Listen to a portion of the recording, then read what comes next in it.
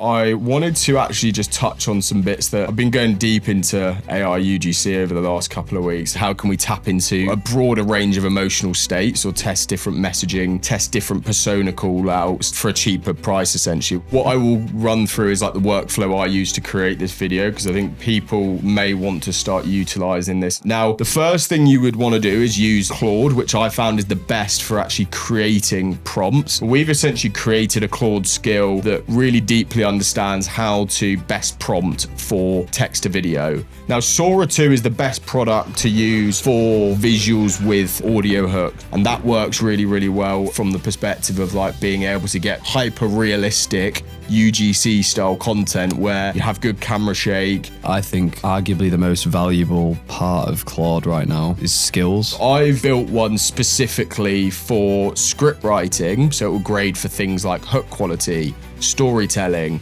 Does it align with the persona that we are speaking to? Are we bringing in curiosity loops? Are we tapping into core human desires? Did you see the Sam Altman Claude backlash on Twitter? Salty Sam. Yeah. Is that what they're calling him now? I can see that's it. what I call him.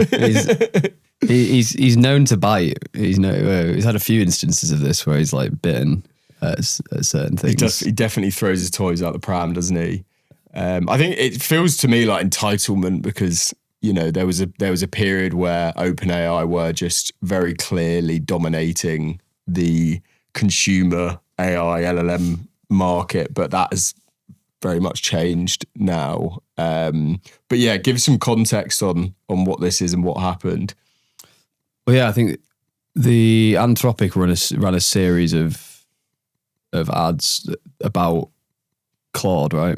But taking shots at, well, they've taken a few shots at OpenAI over the last 6 months, but the main like narrative behind it was like that Anthropic are never going to run ads on their platform because they're serving a different customer, but also they just don't believe in it being like an optimal experience for them. Yeah, and it's very timely because it was very soon after OpenAI introduced ads to their platform.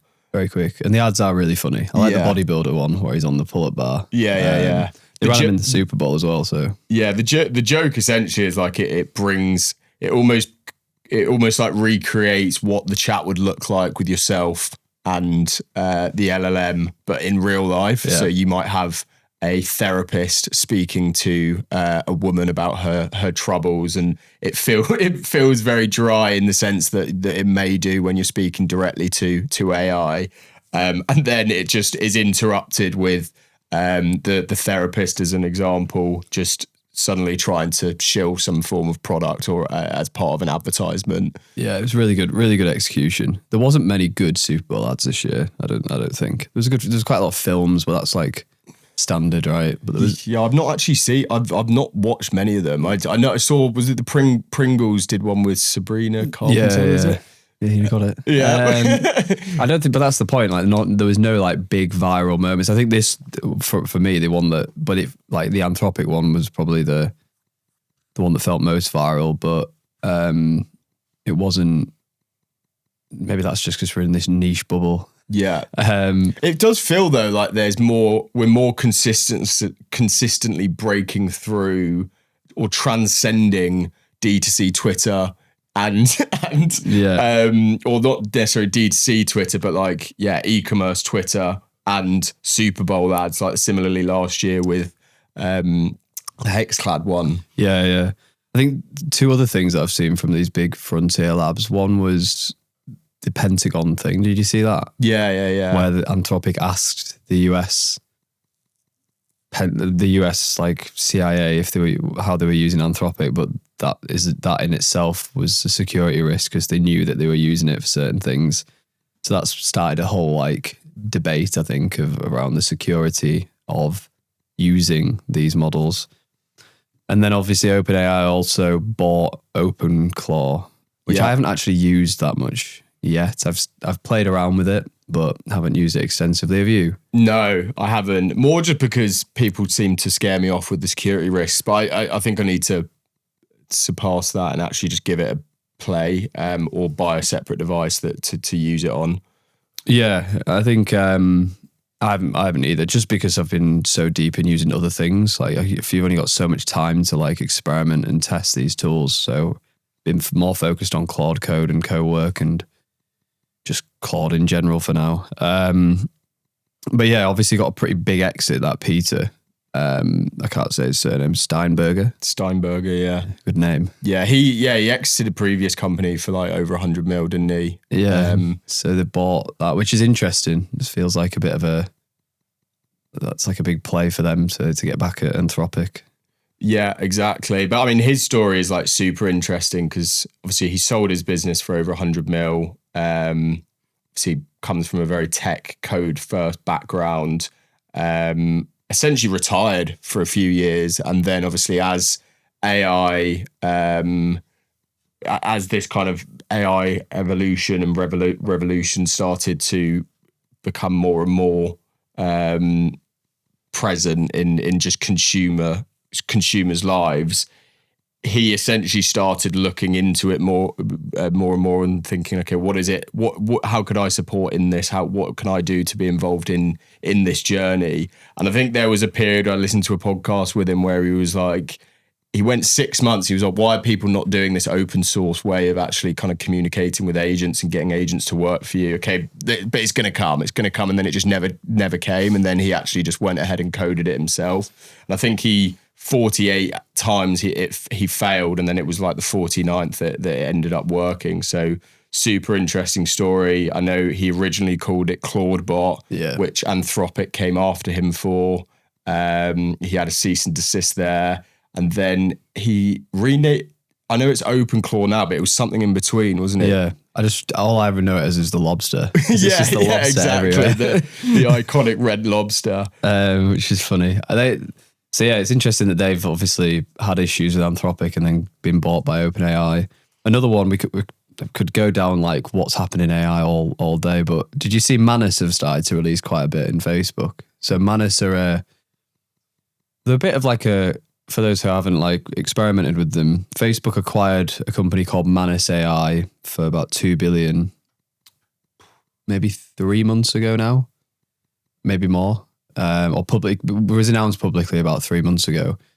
And what that is like an agentic layer on top of models. And you've started to sort of see them slowly merge it into the Meta platform. So if you have like real analytics on Reels on organic, or prompt you to use Manus to make more Reels, or you just leverage the tool to create more content. When you're in the ads manager, you get a Manus pop-up to help with analytics. So it's interesting that they're starting to bring that into the platform and merge those two together. The weird move though was they brought out like an OpenClaw through Manus, so like replicated the concept, which obviously Mark Zuckerberg has always been famous for just stealing people's ideas and doing them better. But for some reason they launched it on Telegram and not WhatsApp, which made no sense.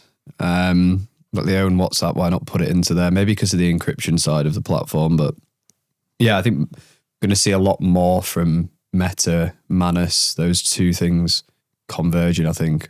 It'd be interesting. Yeah, that's super interesting.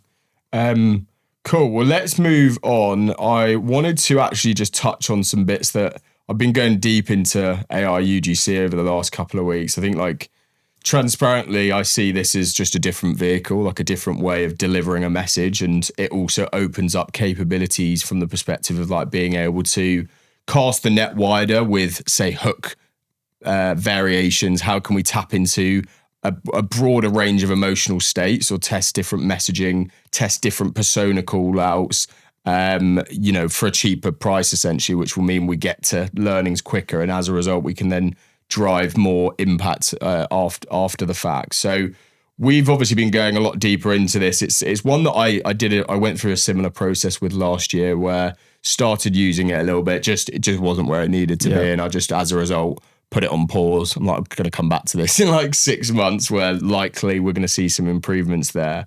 And I guess like the verdict is like it's come on leaps and bounds, like kind of hugely significant improvements in the product and how it works.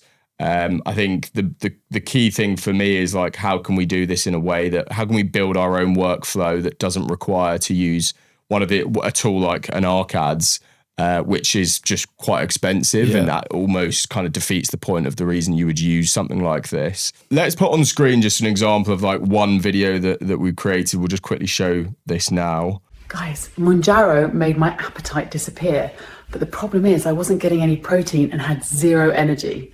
Then I found a hack that made my coffee a 12.5 gram protein drink. It's called Nutrition Geeks Collagen. 2 scoops every morning in my coffee, and just like that, 12.5 grams of protein. When you're losing weight quickly, your body can break down collagen faster than it produces it, making the actual collagen intake even more important. If you want an easy way to boost your protein and support firmer looking skin, click the link below to get yours today. So essentially, what I will run through is like the workflow I use to create this video, because I think people may want to start utilizing this. And I'm going to talk about like some use cases or ways that we can apply this to what we're doing. Now, I'm still pretty early in this process. So in terms of from a use case point of view, more will come, and we're going to talk about this more and more. But I think one of the big things that I've been able to identify is what video products or image products are best for different things. And I think this is, I guess, where maybe the bottleneck lies right now, is that they're all different. It requires a pretty hefty tech stack to be able to get the strongest output, because they all do different things well. And as a result, if you want to have a layered piece of creative or layered ad, then you're going to have to use multiple different products. It's a lengthy list. Exactly. So the first thing that I want you to do is use either Higgsfield or Kai, which essentially are both API marketplaces. So they're really great, because what it means is you don't actually have to be jumping from Sora 2 to Kling to Nano Banana. All of these image generation and video generation tools can all be centralized in one place, which is great. You just buy tokens directly from Higgsfield or Kai. So that's great. I would, in terms of like user experience, Higgsfield is probably the best. You can build storyboards there. You have you can like rerun prompts if, say, it hasn't worked as you would have expected, versus actually having to just recopy and paste it. It kind of actually gives you a bit of an insight into maybe why something didn't work. You can also upscale as well through Higgsfield, which you can't do on Kai AI. But essentially you would use a tool like that. Now, the first thing you would want to do is use Claude, which I found is the best for actually creating prompts. Now, if you comment down below prompt, we'll give you a really strong prompting template, which will give you a good baseline that you can build on. But we've essentially created a Claude skill that really deeply understands how to best prompt for image text to video, essentially. So Claude is best, I've found, for that specifically. So essentially using our Claude prompt, I give it some just pretty basic information. We want to have let's say, woman that is running, that is walking through her kitchen, make sure there's camera shake. She needs to say this. She's from England with a British accent, and it needs to be shot on an iPhone 14. If you put that in, very kind of basic level information, as well as your dialogue that you would like her to say, and then just use the prompt that I shared below, it will actually put that information in the exact prompt. So do that first, and then you essentially will have a prompt ready to then put into Sora 2. Now, Sora 2 is the best product to use for visuals with audio hooks. So I would say, like, you can obviously, you can extract video that's up to 15 seconds on Sora 2. And that works really, really well from the perspective of like being able to get hyper realistic UGC style content where you have good camera shake. The audio is really good from the creator. It makes it sound like it's like actually shot on iPhone. I think sometimes these like text to video, you can kind of tell there's almost like a slight distortion to it. Yeah, I think you can. When you're close to it, it's like, it's a question of like, could the consumer tell? But yeah, I definitely think you can. Yeah, exactly. So Sora 2 is definitely best for that. So then you put your prompt into Sora 2. It obviously outlines what the subject looks like, etc., etc. The dialogue. it should do a pretty good job then of outputting a creative up to 15 seconds that could be used either for your hook or the first 15 seconds of the video. The example we shared was, it was the subject talking about a story. It felt very raw, comment reply on screen. And then from that point, we go into voiceover. And I felt like that was the most efficient way versus trying to replicate voice with video after the fact. So the next thing you would do once you've got that Sora 2 output is put that directly into ElevenLabs. And ElevenLabs can literally just recreate that voice just from a 10-second clip, which I think is quite scary, actually. From like reproducing the exact same voice. So then you can put the rest of your script into that voice as a voiceover. From that point, essentially, all we're doing is creating B-roll footage of that subject. Now, I layered in some actual real footage of B-roll because I think if we want to move quicker, you should have lots of kind of low prod UGC style B-roll of like people, opening the product, unboxing the product, putting it into a drink, whatever it might be. So you should have footage there, which is a good way to just speed up the process and not have to rely 100% on AI output to be able to finish the actual ad itself.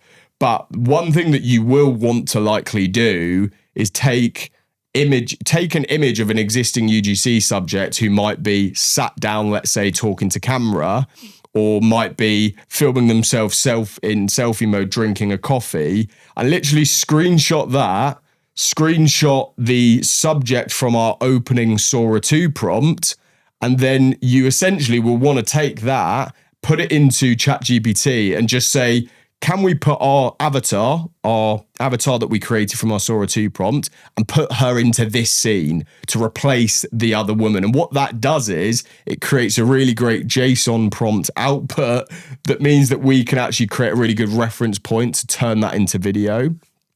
So we've got our JSON, we'll then put that into Nano Banana, which will then essentially bring that to life. So it will then take the two images, take your prompts, and it will recreate the image that we asked it for with our exact same subject that we had within the hook. And I'm going to be showing some of this on the screen as we go through it now. Then essentially, once we've got that Nano Banana output, Kling, which is another text to video tool or image to video tool that is best for B-roll creation.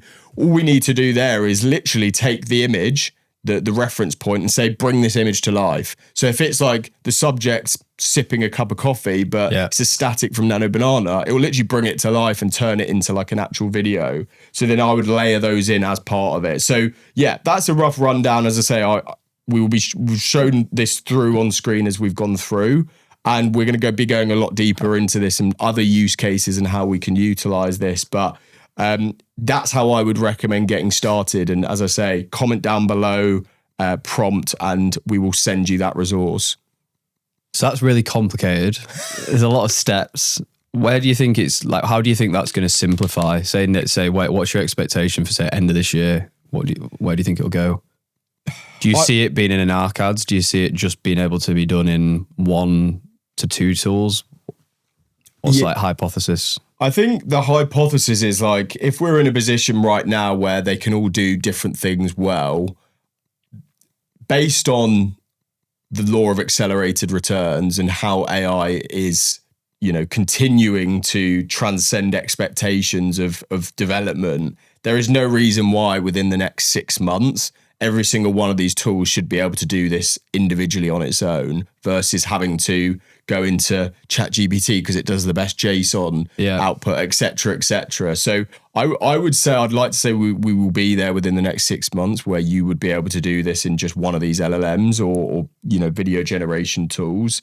I think from a short-term point of view, we are going to look at like how we can automate some of this process through the use of agents that do specific parts of the process. So for example, one that is really good at picking an image and turning it into a reference Nano Banana one, as an example, one that's really great at B-roll. And then we can like look at how these work together essentially.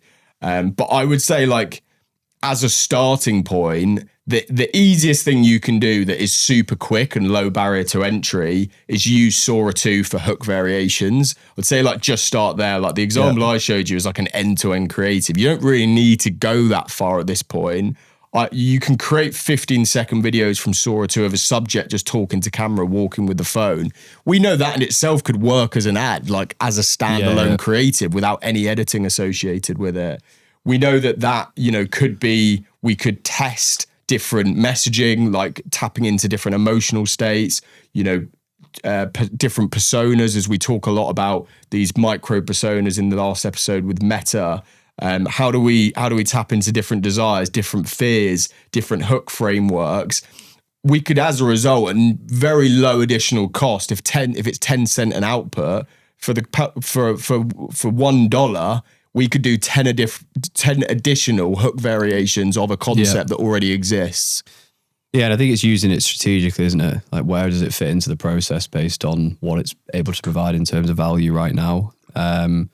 Just see it enabling us to validate so many more different messages that we maybe wouldn't have prioritized if we had to actually do the shoot with a creator or with our production team, because we're able to do it for such a low cost and start to fill some of those gaps with those sub-personas on micro personas that are less obvious when we first start on an account.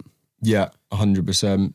I guess the other area that we've been going pretty deep on as an agency, and I think arguably the most valuable part of Claude right now, maybe even the whole like AI stack, is skills. I know we've referenced these on the previous episode, but and I know you referenced a couple in that workflow. I think I sent you this article, didn't I? Yes, you did. Yeah, this recursive self-improvement loop. Been experimenting a lot with skills, so building them for different parts of our workflow, whether it's research, analytics, certain parts of the creative process. Skills enable just vastly better output and better efficiency through Claude use, just by being able to, partly just because they're able to inject themselves and Claude's able to understand when to call a skill throughout a workflow, even if it's like a multi-step process. How have you been using this recursive self-improvement loop? I can give an example of my side after you've led. Yeah, for sure. So essentially what this is like, how can we build context or build a skill within Claude that allows us to quantify what success looks like at different parts of the process, and almost like a grading system. So it's like working with your manager, right? Like you create a script, you send it to your manager to review. Your manager sends a load of feedback back. This could be better. Maybe you could have done this. Great hook though. And what essentially this creates is the reviewer. It creates that instant feedback loop with the individual that may be creating a script or creating, asking for feedback on a hook or whatever the part of the process might be. And it will be able to directly grade each part of the script based on its knowledge and context and how I guess we've set up that recursive self-improvement loop.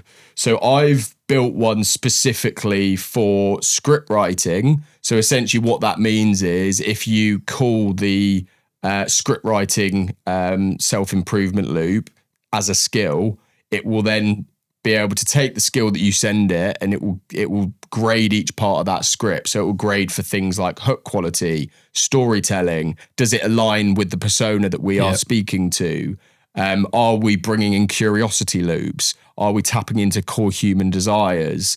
All of these elements it will grade, and essentially it will need a minimum of an 8 out of 10 on all of them to be able to pass. So therefore you will need to make changes yourself and then send it back and it will regrade it and give you context on that grading. And I think it's a great thing to do. And we'll put the shout out to Vibe Marketer who put this article together. It's a great thing to do if you've got new people coming into the business and maybe one of your constraints is time to actually give feedback to these individuals. It's a good way to actually almost download the way you think and what you grade success to look like in whatever part of the process it is, and apply that to whatever that thing is you need grading. So we do it for script writing, hooks, and then also static ads as well. How have you been using it? I've started to build one for landing page reviews. So again, personas, top ads, and then rating the congruency between ad and landing page, and whether we need to break, and a lot of that is like, many of our clients will be making 1,000 ads, but we'll be sending 400 ads for the same product through one PDP, even though it's speaking to like 5 different personas. So just putting that, uploading those top ads, maybe it's 12, 15 pieces of creative into Gemini, either pairing that with the creative and getting it to like, just prompting it to understand how those ads are split across those creatives, then uploading a PDF, a website to PDF of the PDP, and just getting it to rate alignment between headline, copy, offer, objection handling, and then suggesting like 5 key levers rated from highest impact to lowest impact, impact in time or impact in effort for each page. And that's leading often to like such easy, quick wins of like splitting out a page across 3 new personas. And then every time we launch a new ad for a new persona, we're launching it to that lander. That's really cool. So I think it's just, but it's all from persona. So you're pulling, it's basically the same thing as the script writing, but just now we've got the ad data, we've got the winners. How do we take that to the landing page? Yeah. That's been really valuable. How, just for people that might be listening, like how would I ever go about creating something like this? Like what are because I assume you've actually through YouTube videos going deep into landing pages and other things, you've been able to create like a context database of domain context that you've been able to feed it to understand at that level, like what is required for that. Yeah, I think when making them, it's like starting with internal and external context. It's like, what context do we have in the business that we can leverage? So personas, the ads, that's like the inputs to the process. But when building the skill itself, just going through a lot of thought leaders, pulling documents together, starting with like copywriting. There's like layers to the skill, right? So like copywriting, conversion rate optimization best practice, direct response best practice, examples of great execution and alignment between ad and lander. You could literally take like PDFs of books as well. Yeah, that's what I started with. Yeah. I've got breakthrough advertising or breakthrough copyright. I can never remember the names, but there's like 4 or 5 seminal texts that I upload to everything that's like copy related. I need to do more of the feedback. Like I need to train it better. I also think there's an element of maybe breaking out, making sub skills by funnel stage. So PDP list, like, and then top of funnel page, like step page. But that's creating a lot of like quick wins for clients. I would say like if you've never done this before, and this is why I think Claude is great, because it's so low barrier to entry and it can actually guide you through the process. I want to make a skill for this. How should I approach it? Yeah. And I think first time it can be the skill you get back isn't amazing, but that's where you just have to like start to just ask it to send you the clarifying question. Say what context do you require for us to get to this objective or this output? And as you said, like never just finish a skill and then take that as the final product. Like any product, it's like a constant game of iteration and optimization. So if I'm using it or my team are using it, well, there's always a feedback loop of, oh, this could be better, this part could be improved, and we can then just go in and make those tweaks directly into the skill. Yeah, I've built a couple of others. So that's one example. A second one that I've built is like, it's just a reflect skill. So whenever I'm using Claude and the output I'm getting is, there's been like 3 steps where I've not got to where we wanted to, and we've gone back and forth and I've been giving it feedback. It'll auto pull this reflect skill and compare the ask versus the output, and then give itself feedback and commit it to memory and then go again. That's cool. So it like, because a lot of the time you can hit this like I don't know, when you're doing fairly complex things with quite a lot of context, you can just struggle sometimes to break through this barrier of understanding and not get to where you want to. We've built a similar process into a marketing automation where we've ingested the podcast, we've ingested all of our other marketing channel output into an agent that then, when we upload the podcast, will turn that content into a load of Notion boards with like tweets, LinkedIn thought starters. The team can then pick them up, edit them from draft to final version, and then the AI will take the final version, compare it to the initial draft, and I'll analyze the variation and the difference, and then commit that to memory as like what the changes were and why they were made, and what like the end. And then the idea is that becomes self-improving over time. So I think you can build a lot of like, again, self-improvement loops into the process where you don't have to do it yourself. The one I'm really interested in and started thinking about last night is building it automated, because we were talking about how like presentation is like a soft skill that's really valuable in an agency context. I think that there's a real opportunity to build a skill like Firefly's client meeting into skill into Slack channel feedback for team members based on how they've presented on a call. 100%. How they've dealt with conflict, how direct they've been, how much ownership they've taken, how much accountability they've given the client, retained to themselves. I think there's an opportunity to think about it through like a soft skill lens as well. Yeah, I agree. I think that's a really good example. And we've got that for sales, right? Yeah, we've got it for sales, but I was thinking we were talking about like that being it's hard to shadow client calls. It's quite easy to watch sales recordings, but I think there's just so many like client calls going on. It's hard for managers to always sit in. It's quite uncomfortable to give like really quick direct feedback sometimes off the back of a call, but it's really valuable to get that feedback. So I think that's a way of thinking. We always tempting to only look at like the execution, the doing of the work, but I think there's other ways to build skills that can provide like that sort of feedback loop. Yeah, it's a really good people. example. Yeah, nice. Cool. Again, these articles on X, just Twitter articles just popping off. Honestly, they're just absolutely unbelievable at the moment. And probably the best thing I've read in the last 12 months. Shout out to, again, Sarah Levenger, who's just on fire at the moment. Maybe I have to get her back on the pod. Yeah, I think we are going to have to. But she wrote an article essentially about the 3 dimensions of psychologically distinct ads. And I think what it starts with is this concept of, you know, more volume isn't always the answer. And I think this is like a narrative that we've been speaking about more and more recently, because I think sometimes more volume can just equal busy work and as a result can lack intention or strategic thinking as to why we're doing something. Yeah, I think it's more volume whilst quality stays as the same or improves. It's not, because there is just still and there still continues to be a linear relationship between spend and volume. I put out a tweet yesterday on like ad fatigue, and everyone was jumping in the comments saying that they've not made ads for X amount of period and they're still able to spend consistently. And I'm like, that is true, but when you start to try and spend 50, 100k a day in the UK, you need a lot of ads, and you're playing an outlier game. And when you're playing an outlier game, you need to take a lot of shots because not everything's going to work. Yeah.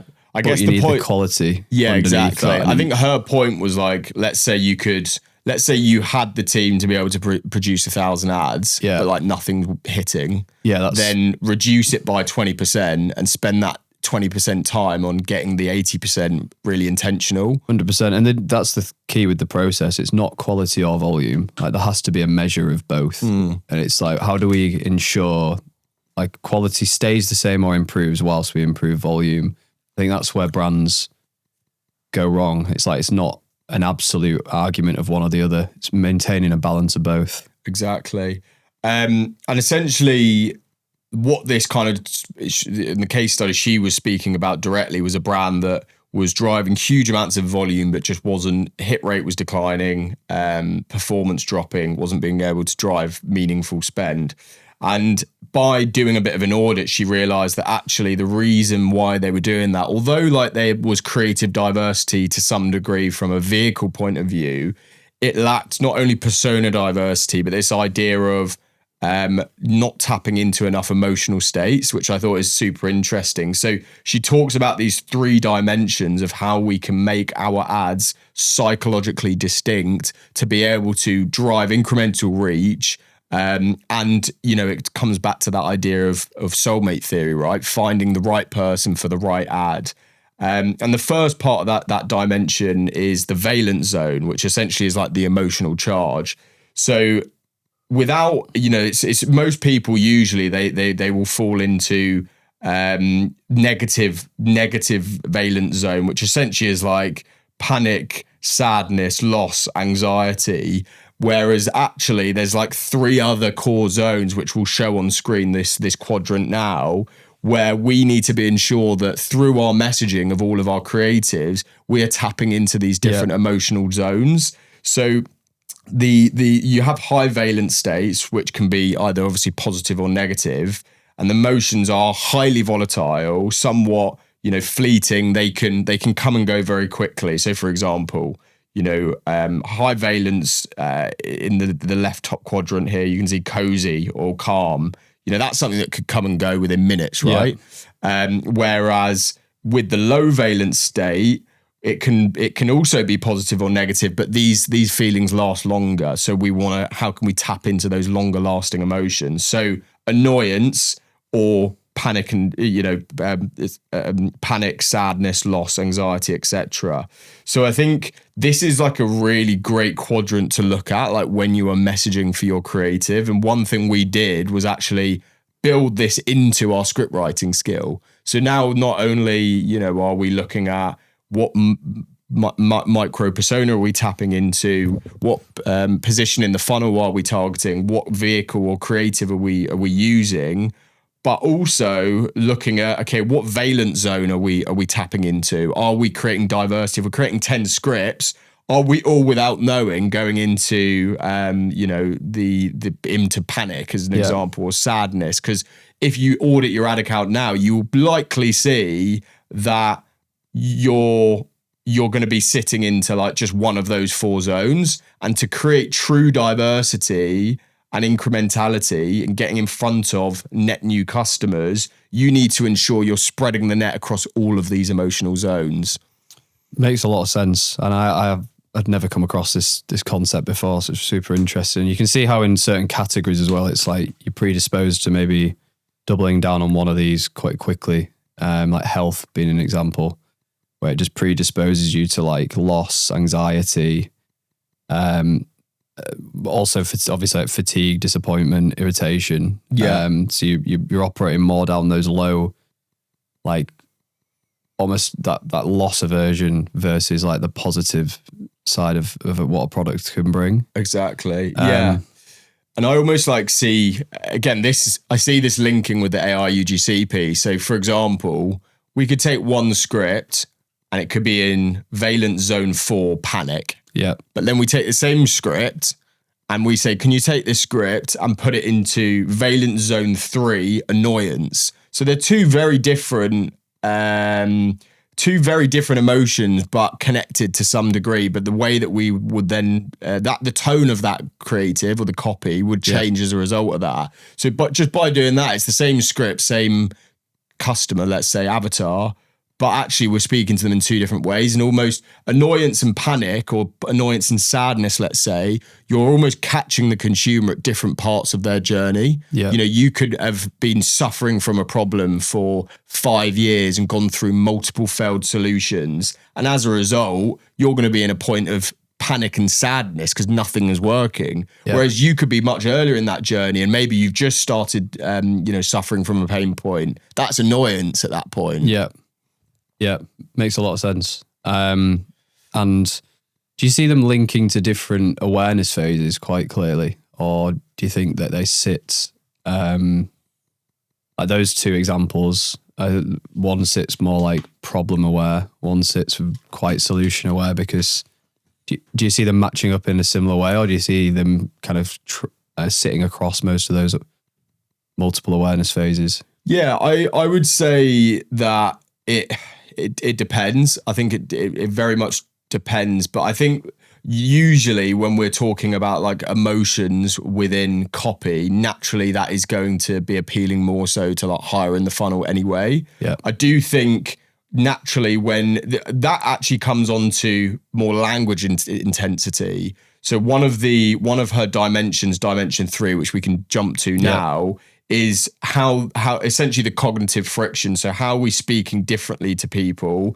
from the point of low intensity to high intensity, dependent on where we sit within the funnel, essentially. So as a result, naturally, high intensity language is going to appeal to someone that is lower within the funnel because we go more direct response. Yeah. So if we're in product aware or most aware, we don't need to be setting up necessarily the emotional state to the same degree as someone that needs that education to be brought through the funnel. Yeah. So we therefore will go higher intensity in the way that we speak to them, and that would sit, as I say, lower within that funnel.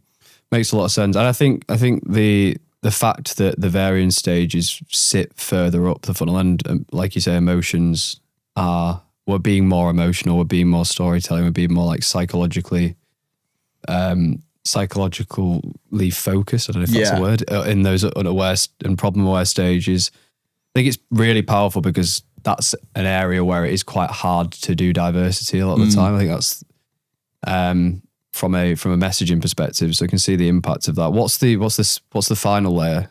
Yeah, so dimension 2, as I say, just to recap, we've got dimension 1, valence zone, emotional charge. We just went through dimension 3, which is language intensity, which essentially is the cognitive friction. And the last one, dimension 2, which I also think is super interesting, is the self-concept anchor, which is the identity layer. So essentially it's like asking yourself, where is this person sitting right now within their journey? And there's 3 types of self. You've got actual self, where messaging works through problem recognition. So making the customer aware of the current state that they are living in right now. So I am currently suffering with X problem.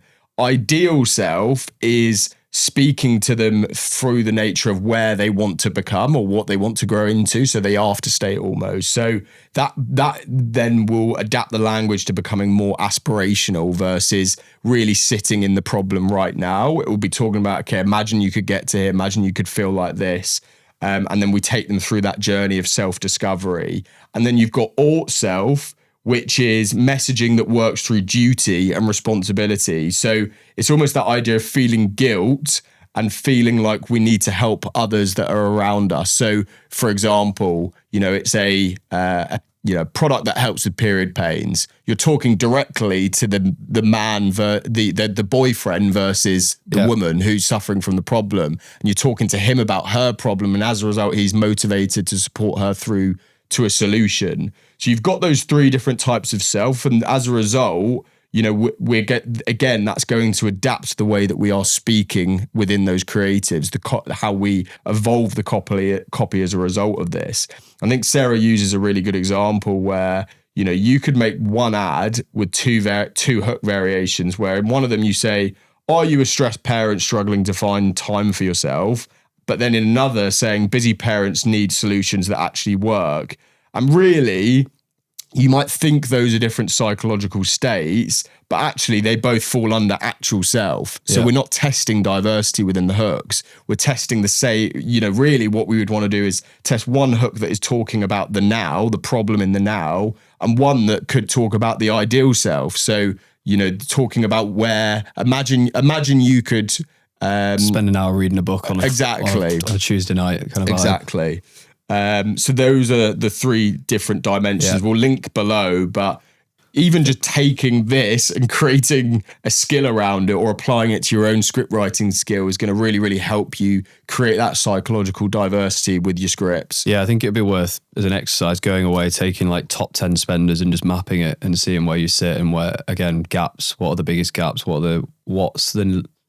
There'll be a few from these quadrants that really stick out as quick opportunities to test based on what you're already doing to really flip that frame. Exactly. We were telling our team about this, and one of our team did a audit on one of their accounts, and they found some super interesting insights. But just by looking at their like top 30 spenders, they realized that Valence Zone 3 was appealing to females and Valence Zone 4 to men. So just by knowing that insight, it will adapt to the way that we evolve our creative strategy in the future. So interesting. And it's another layer of diversity again. And I think another way to appeal to more personas, more variation into the account. And I think we're going to be doing a persona-based masterclass. I've not done a masterclass in a while. No, we need to get back on it. We got that and we got the Claude one. Yeah, and I've got a couple coming from like a paid perspective over the next few weeks as well. I think, yeah, that whole was thinking a lot this week about that whole soulmate theory, because I do feel like we've entered this persona-based era of paid performance. Like everything is persona-driven. So the persona is the foundation. The way we structure the creative strategy and approach stems from that persona. The way we're structuring ad accounts at scale beyond a certain level is persona-driven. Campaigns are for personas. The way we're making landing pages is for personas. And I think it's the brands that are able to approach it through that level. Yeah. And I think as Meta is getting better at delivery, it seems to be slowly being able to activate more layers within those personas, and only if you're able to kind of correctly resource each one. So micro personas, sub personas. It's like what Maxim said, isn't it? Like a really nice quote from that episode we did with Meta the other week was like, it's not about what ad am I going to make. It's about what emotion, fear, motivator am I speaking to? Yeah, 100%. And I think that's the end. The end state is soulmate theory. Is like how good can it get? How many ads can you make? How many people can you get in front of? Where does that end? I think we're seeing a real ramp up in like creative fatigue recently, which I need to pull some data on for a later episode. But yeah, it'd be interesting to see where we end up with that over the next 12 months. Yeah. Perfect. Well, should we wrap up there? Let's do it. Thank you for watching. Juicy AI-led episode, more creative source from Lucas. We'll be back with another episode next week. Thank you for watching, and drop a subscribe, like, comment, and share us with your friends. We've just passed 4,000 subscribers, on to 5 soon. Looking forward to the next episode.